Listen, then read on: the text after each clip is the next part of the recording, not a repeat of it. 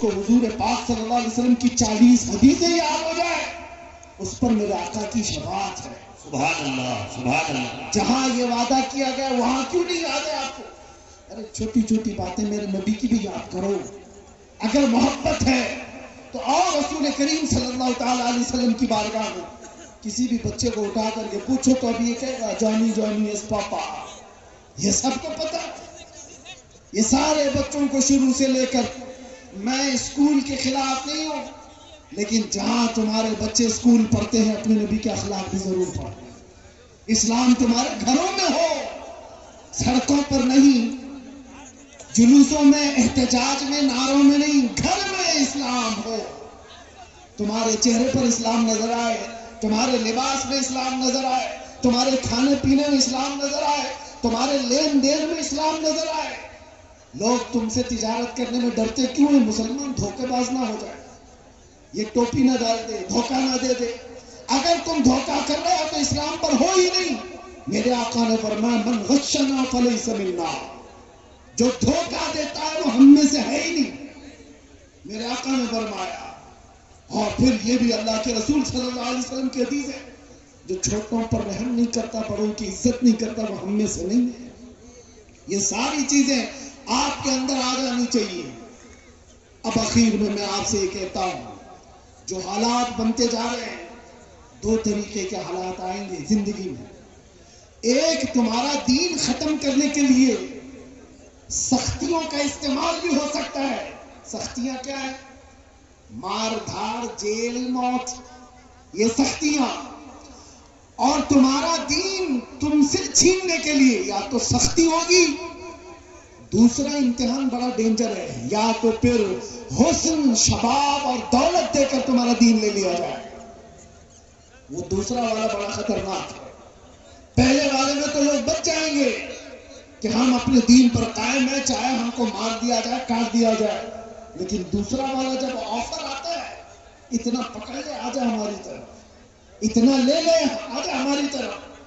دیکھو آج کتنے ایسے ہیں پارٹیاں بدل بدل کر کے ادھر سے ادھر کے گھوم رہے ہیں. ان کا کیا حشر ہے؟ یہ سارے دین اسلام کو جاننے والے لوگ نہیں ہیں. صرف ٹوپی اور داڑھی رکھ لینے سے کوئی مسلمان نہیں ہو جاتا. اس کے اخلاق اور اس کا عزم اور اس کا حوصلہ، اس کا ایمان دیکھو. بہت سارے ایسے مولوی بھی اگر تمہیں نظر آئے کہ دین کے غداروں کے ساتھ بیٹھے اور ان کی حمایت کی بات کریں تو ان سے دور ہو جاؤ، ان سے دور ہو جاؤ.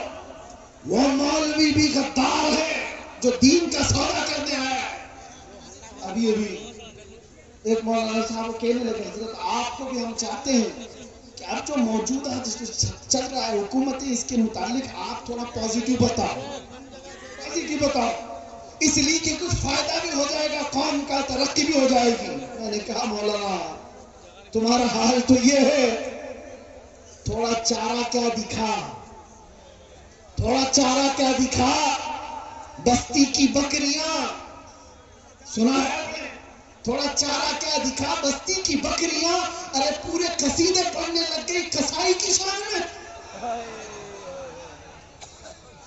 پورے قصیدے پڑھنے لگ گئی کسائی کی شان میں. تمہیں پتا ہے کسائی کیا کرتا ہے تمہارے ساتھ؟ پھر کہہ رہے ہو نہیں تھوڑا سا اس کی بات کر لو. یاد رکھو اے مسلمانوں، دین اسلام وفاداری سکھاتا ہے. اپنے نبی سے وفاداری کرو، حالات جیسے بھی آ جائیں. اپنے نبی سے غداری نہیں. ایک نوجوان صحابی حضرت عبداللہ بن حذافہ، ایک عیسائی بادشاہ نے ان سے کہا تھا، اے نوجوان تو آجا میرے دین میں، آدھی سلطنت دے دوں گا، آدھی بادشاہت دے دوں گا.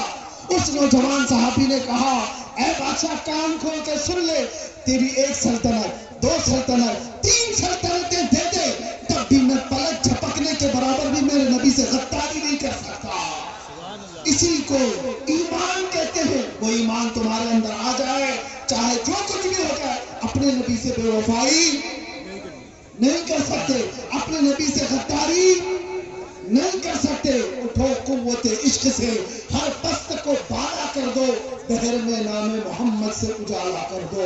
ہر وقت تمہارا ہے، ہر زمانہ تمہارا ہے، ہر آنے والا پل تمہارا ہے۔ شرط صرف اتنی ہے کہ میرے نبی کے وفادار بن جاؤ، میرے نبی کے غلام بن جاؤ۔ آ جاؤ اس دربار میں ہے جہاں ابو بکر آئے تھے تو عزت ملی، صدیق اکبر بن گئے تھے۔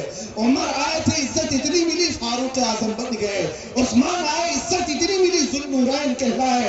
علی آئے، اتنی عزت ملی کہ پوری دنیا حیدر کرار پکارنے لگی۔ عزتیں اسی قدموں میں ہے، ساری عظمتیں اسی قدم میں ہے۔ آج ہم جو عزتوں سے پہچانے جاتے ہیں اس کی ایک ہی وجہ ہے